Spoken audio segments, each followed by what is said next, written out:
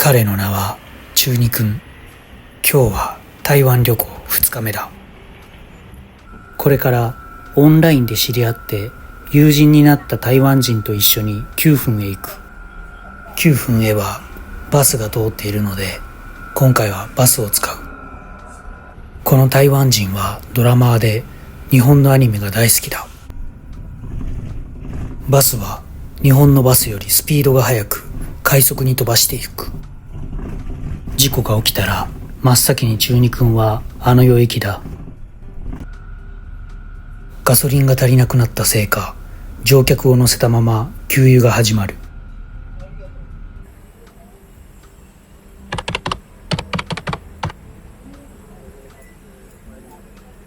1時間ほどバスに揺られただろうか、無事に9分に到着。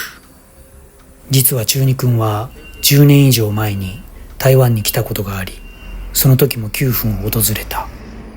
前回はどのようにして9分に来たかすら忘れてしまっているので、ゆっくりと記憶をたどる。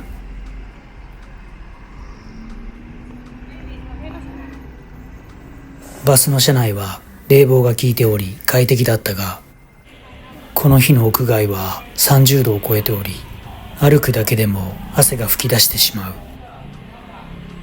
台湾人の友人によると、コロナ禍では9分も相当ダメージを受けたようで、外国人観光客も随分と減ったようだ。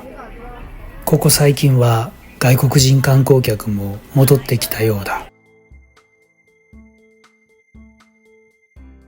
通りを歩いていると、時折鼻をつく強い香りがする。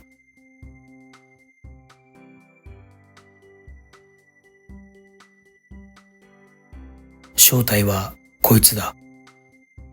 昔この臭豆腐を食べてみたが、匂いがあまりにも強く食べれなかった。皆も台湾に来たらぜひ挑戦してみてくれ。絶景スポットと見せかけたレストランの店内だ。これが食べたかった。小籠包とルーローハン。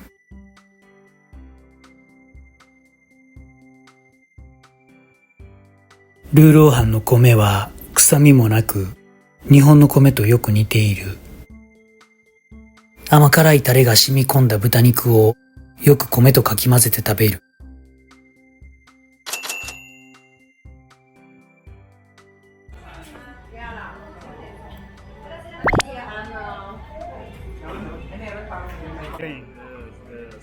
台湾人の友人が小籠包の食べ方をレクチャーしてくれる。どうやらレンゲの上に乗せて食べるようだ。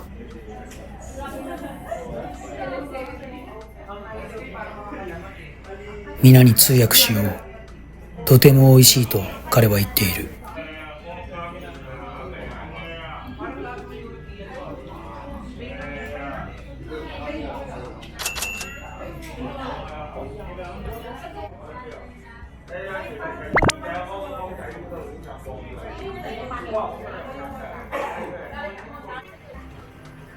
9分の通りを歩いていると、おぼろげながらではあるが、懐かしい感じがする。中二くんの中に眠っていた記憶が少しずつ呼び覚まされているようだ。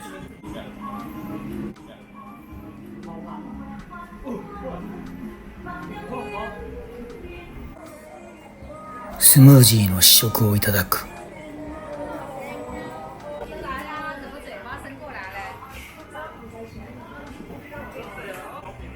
屋台で働く台湾人労働者はだいたいワンオペレーションだ。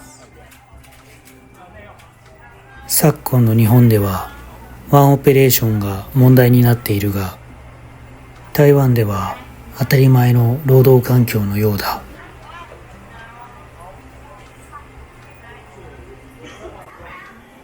店のすぐ横にイートインスペースがあるので、そこでブレイクタイム。このデザートはフルーツポンチのようなものの上にかき氷が乗っており、シロップも使われている。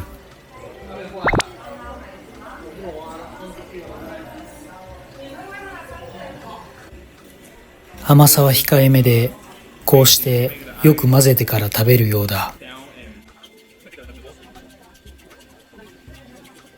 外が暑いだけに最高のデザートだ。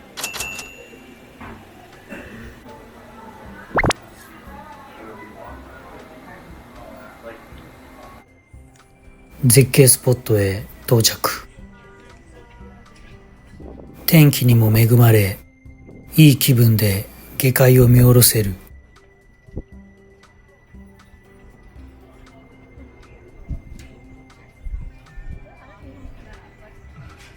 9分の唯一無二のこの美しい絶景スポットも中二くんがいただきだ。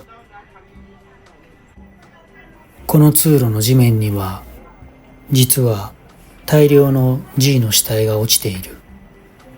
それもほとんどは踏みつぶされたものだ。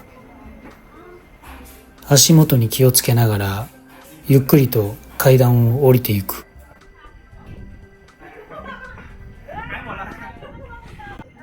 有名な撮影スポットに到着。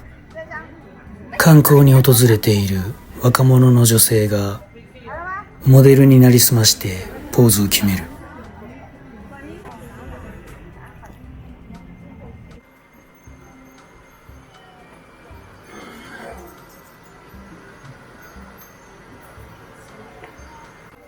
提灯の起源は中国に遡るとされており、中国や台湾では伝論と呼ばれているようだ。こんなところに映画館が。台湾人の友人が言うには、この映画館は1980年代に閉鎖されたが、9分が観光地として注目されるようになり、修復されて再び一般公開されているようだ。現在は映画は上映しておらず、観光スポットとして機能しているらしい。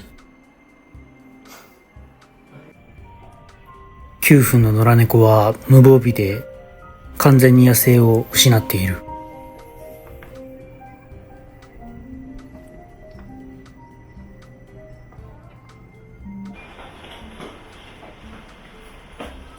台北市に戻ってきた後は、中二くんのリクエストでスーパーマーケットに連れてきてもらった。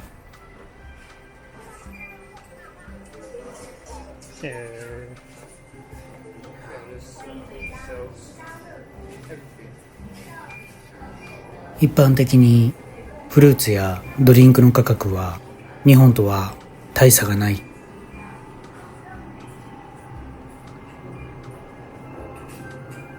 台湾では米が主食の一つではあるが、麺類やパンの消費が増えており、近年は米の消費量が減っているようだ。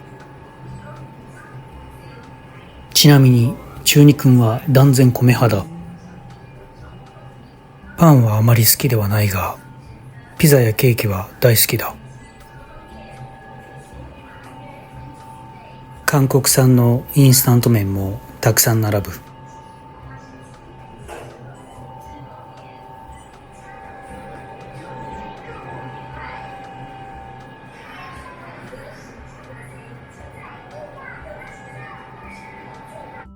驚きだったのは、牛乳の価格が日本と比べてとても高いということだ。チーズも高いようなので、乳製品の価格が高いようだ。台湾で牛を飼育するのは難しいのかもしれない。現地産のお菓子に紛れて、我らが誇るコアラのマーチも陳列されている。すごいぞ、日本。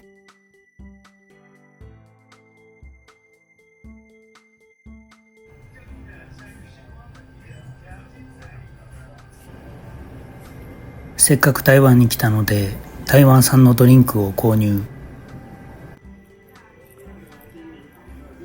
支払い方法はセルフで、クレジットカードも使用ができる。さすが半導体の国台湾。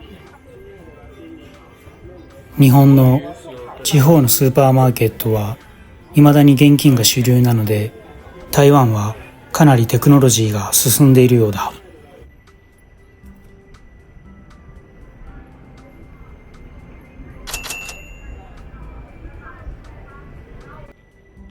甘さがあるお茶で、どちらかというと紅茶に近いような美味しいお茶である。ダイソーが出現。海外に来ると日本企業の活躍と偉大さがよくわかる。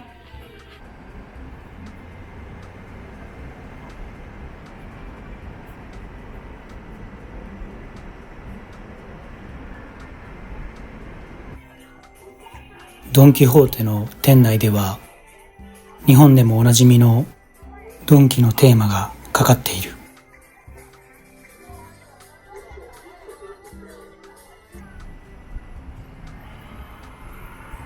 本日の晩ご飯会場はこちらのお店。台湾人の友人のご両親が連れてきてくれた。高級そうなお店で、もうすでにいい予感しかしない。店内は広く、ホールには食器回収ロボットまで使用されている。このメニューの中からメインのステーキを1品選び、サイドメニューはビュッフェスタイルとなっている。台湾人の友人の彼の母親はツアーガイドを、父親はタクシードライバーとして働いているようだ。そんな二人の間に生まれた台湾人の友人の彼は、現在は学生でサウンドプロデューサーを目指している。実は中二くんは以前、彼と一緒にミュージックビデオを作ったことがある。概要欄にリンクを貼っておくので、チェックしてみてくれ。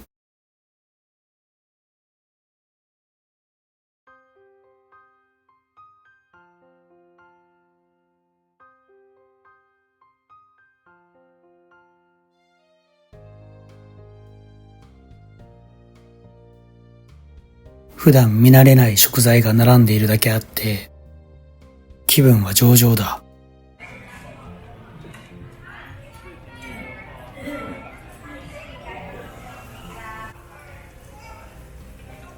メインの肉が到着。